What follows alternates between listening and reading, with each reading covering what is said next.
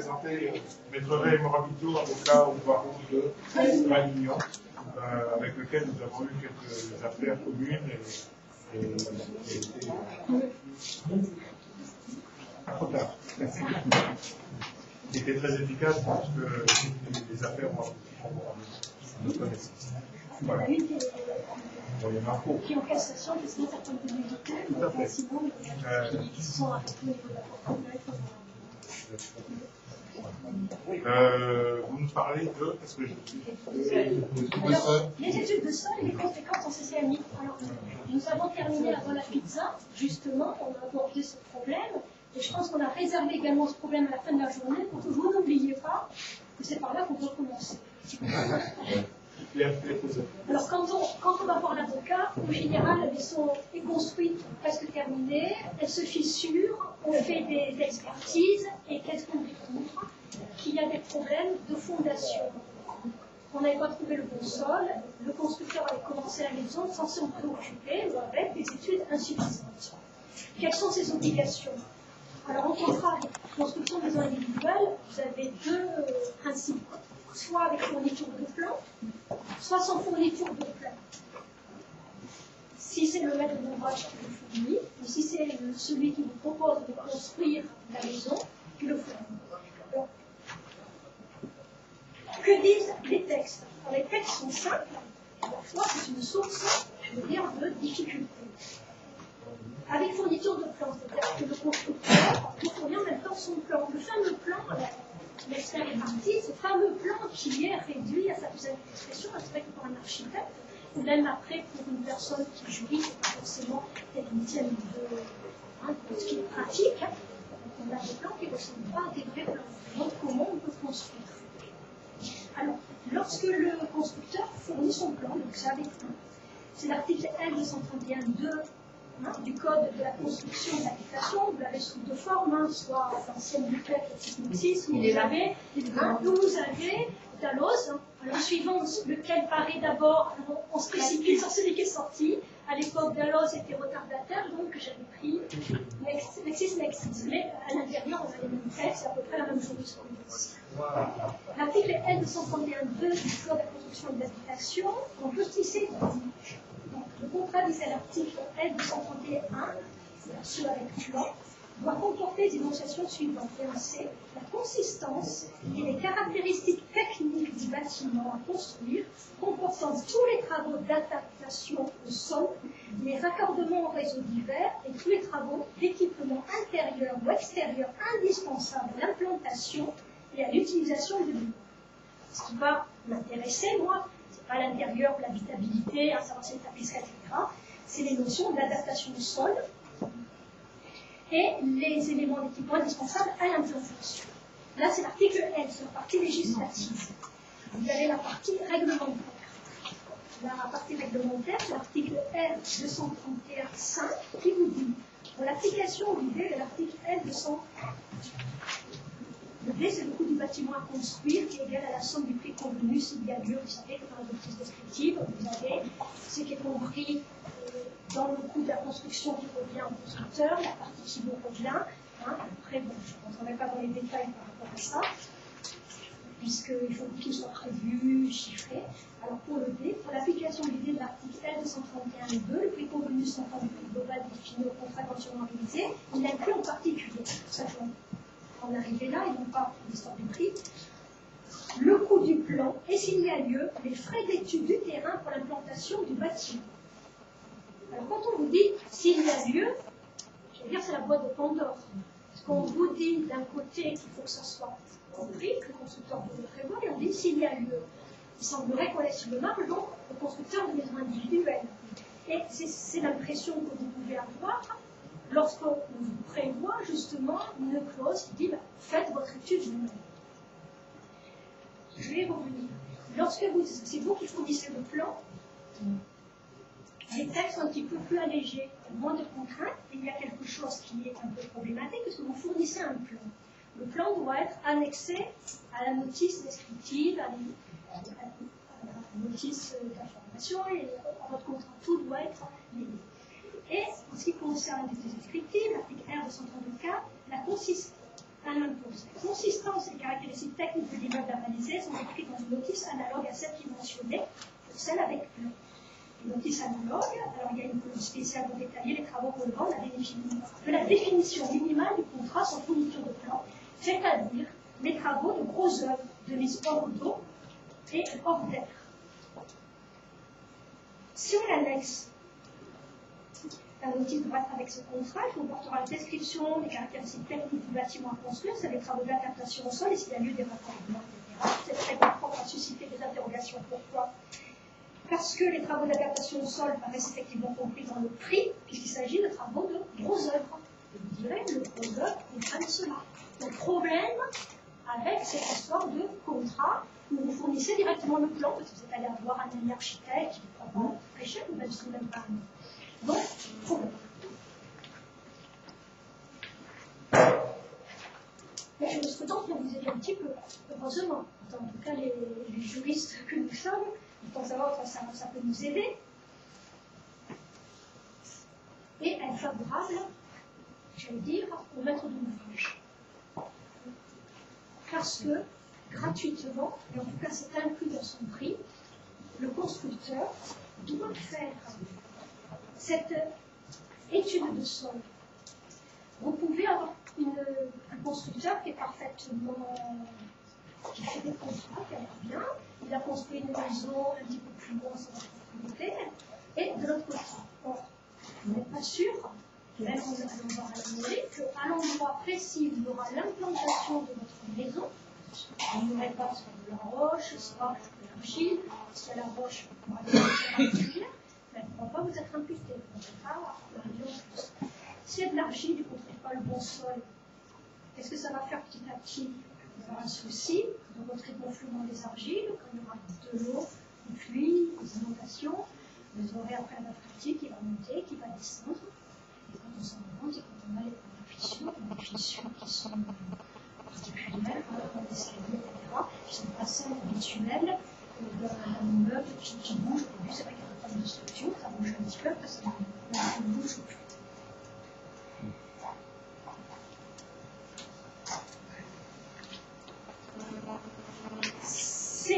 Ces rappels faits, vous avez donc compris qu'il y a une obligation pour le constructeur de procéder à ce qu'on appelle une reconnaissance préalable du sol, et il y a un devoir de conseil par rapport à vous. Alors, il a entendu tout à l'heure une personne qui disait bah oui, pour qu'il n'y ait aucun souci, je vais faire mon étude géotechnique, je la soumets au constructeur. Et j'ai vu de plein de choses, comme ça je n'ai pas le souci d'avoir en pleine construction un problème. C'est vrai que ça pourrait être une solution dans la mesure où une étude, là, je prends la dernière qu'il y a eu, vous avez un prix hors taxe de 1250 €, c'est vrai que c'est entre 1200 et 1800 €, hors taxe en général, avec une TVA, c'est des services, 19,60 €. Néanmoins, lorsque vous faites comme ça, vous ne profitez pas d'une loi qui est favorable au maître d'ouvrage, puisque quand vous réglez votre maison, et c'est quand même pas anodin, vous êtes pu réaliser un bien, vendre, faire un emprunt, etc., vous êtes souvent très juste dans la construction. Or, le constructeur, dans son enveloppe, il doit le prévoir. Quand il ne le fait pas, c'est parce qu'il fait les calculs coût-avantage, on ne le fait pas, s'il y a un sinistre, on verra bien le cours de route. On vous parle de procès qui aboutissent, mais il y a aussi des procès qui s'arrêtent très vite après l'expertise qui est sollicitée en référé, parce que les personnes n'ont pas de quoi continuer à aller devant le tribunal de grande instance, en moyenne 2 ans. Maintenant, dans la cour d'appel, c'est un petit peu plus rapide en principe, parce qu'il y a des délais auxquels sont astreints les avocats et puis les procédures qui ne donnent plus beaucoup de délais. Alors d'abord, c'est vrai que les dossiers de construction, 2 ans, 2 ans et demi, par 3 ans, ça s'arrêtait, le champ n'était pas toujours très rapide. Avec en plus des différences de jurisprudence, au niveau de la 3e chambre, moi je vois, parce que je dépends de Henri Draguignan, et Gilles Draguignan en appel, ça dépend d'Aix-en-Provence, au niveau de la 3e chambre, c'est une construction.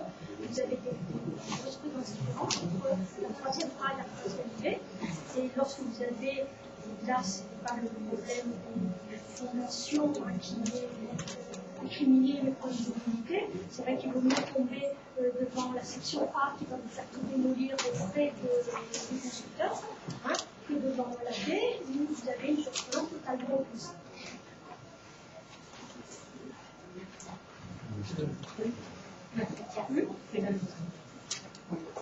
Alors, quand vous allez voir un avocat, vous dites toujours qu'il y a la guerre procédurale.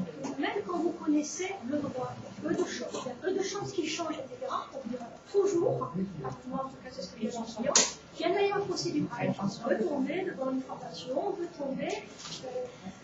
Tout à l'heure, on vous évoquait sur les militaires, en disant qu'il y a encore des juges qui font de la résistance, alors que le code de la Constitution et de l'éducation vous prévoit alors beaucoup de cas de nullité. C'est vrai que quand on veut s'amuser à tout ce qui est relevé dans le contrat, s'amuser, c'est presque, j'allais dire, il n'y a pas des cas d'école, ce sont des exercices pas agréables, parce qu'on ne se réjouit pas sur le dos du bel montage. Mais on se dit, mais le constructeur le fait exprès. Il n'y a pas de désignation du terrain, il n'y a pas le nom du notaire avec son adresse, c'est pas bien chiffré, on fait des croix. Alors c'est vrai que le problème, c'est que vous avez des notices descriptives qui sont, j'allais dire, interchangeables. On a fait pour tout le monde, on était pas pour savoir, on les chiffre pas toujours. On va quand ça ne vous intéresse pas. Donc il y a moult raisons, mais là je ne vais pas revenir sur ce qui vous a déjà été plaidé, sur ces nullités. C'est vrai que ces contrats sont très mal faits. Et pourtant, quand on les plaide, on a toujours la même version de l'autre côté, on s'en laisse très bien, ça ne cause pas de préjudice. Or, ce sont des nullités qui n'ont pas causé de préjudice. À partir du moment où elles existent, elles doivent être constatées par le juge qui doit en tirer les conséquences. Dans le cadre des problèmes d'études du sol, vous avez donc une jurisprudence qui est très favorable, le constructeur a l'obligation d'étudier le terrain, conciliation client de prévoir et d'estimer la totalité des travaux indispensables à l'implantation et l'utilisation de la maison. Il doit proposer des solutions techniques les mieux adaptées, en général, vous les avez rarement. C'est le moment où la maison a des problèmes de fissures, qu'il y a des expertises qu'on se rend compte qu'il n'y a pas eu d'études de sol, ou parfois on vous a dit qu'on avait une qui était très insuffisante, parce qu'on a mis un pénétromètre à un endroit, on a fait d'autres sondages, on a estimé qu'à cet endroit-là, il n'y avait pas de souci.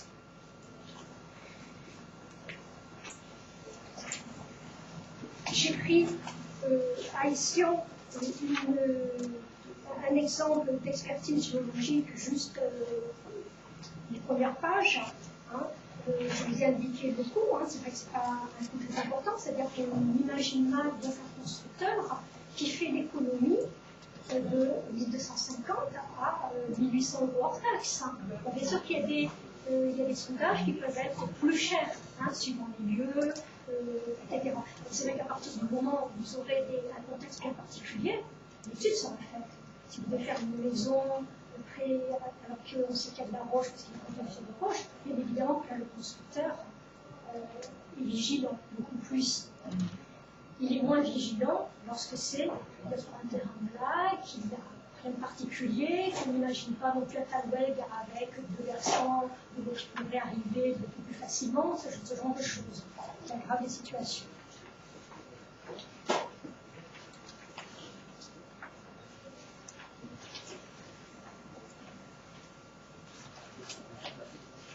C'est dommage que notre expert ne soit pas là parce qu'il aurait pu vous parler un petit peu plus des missions, etc., d'études préalables qui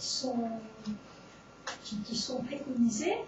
C'est la partie de l'avocat, ce sont les géotechniciens qui font cela, l'expertise géologique et géotechnique, avec des missions bien particulières. La plus simple, c'est vrai qu'il y a des missions d'études préalables, des missions d'études de projet, d'exécution.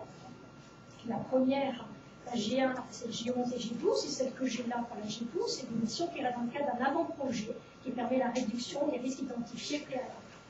S'il vous plaît, si je peux rajouter quelque chose dans cette technique, peut-être que monsieur. Après, c'est pas moi ma partie, j'aurais aimé Oui, non, partie parce que ça aurait été complété. Là, j'ai des éléments quand même qui peuvent intéresser tout le monde, ce que j'ai fait moi, mais ce que je conseille à tout le monde.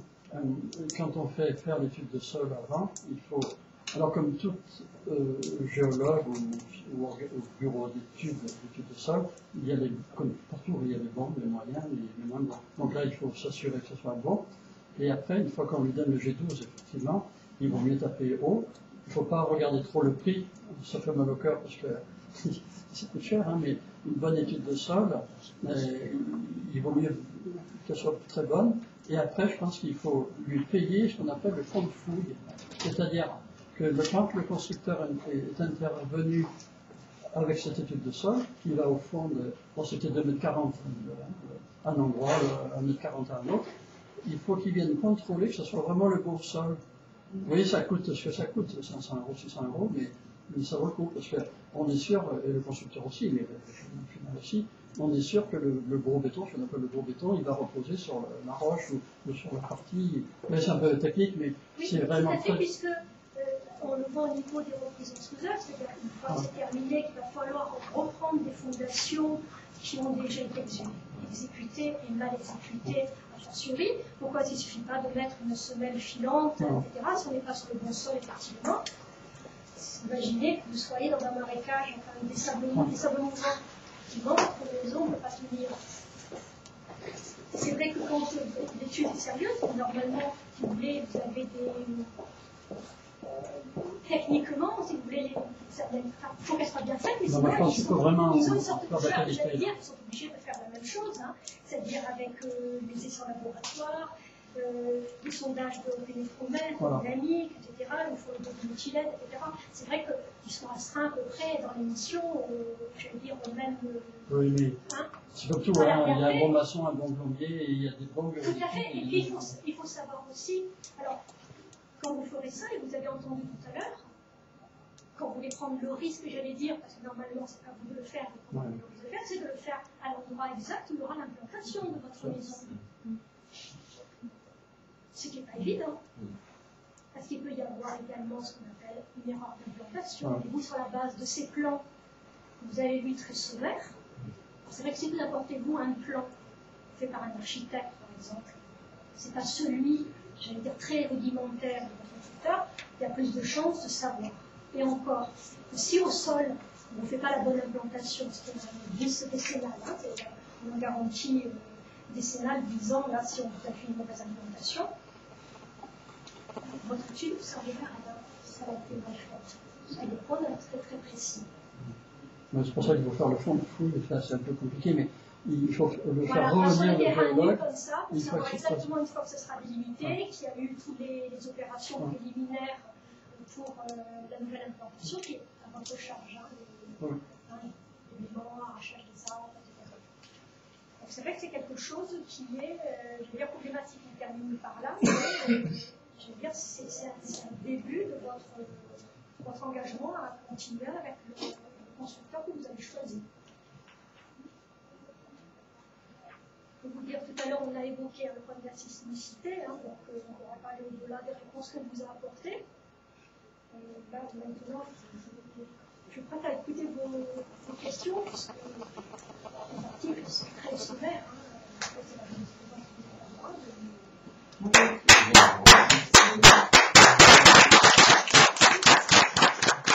J'ai eu le cas où moi je voulais faire l'étude de sol avant le décaissement du terrain, et le constructeur ne voulait pas. Il disait il faut décaisser le terrain et après faire l'étude de sol.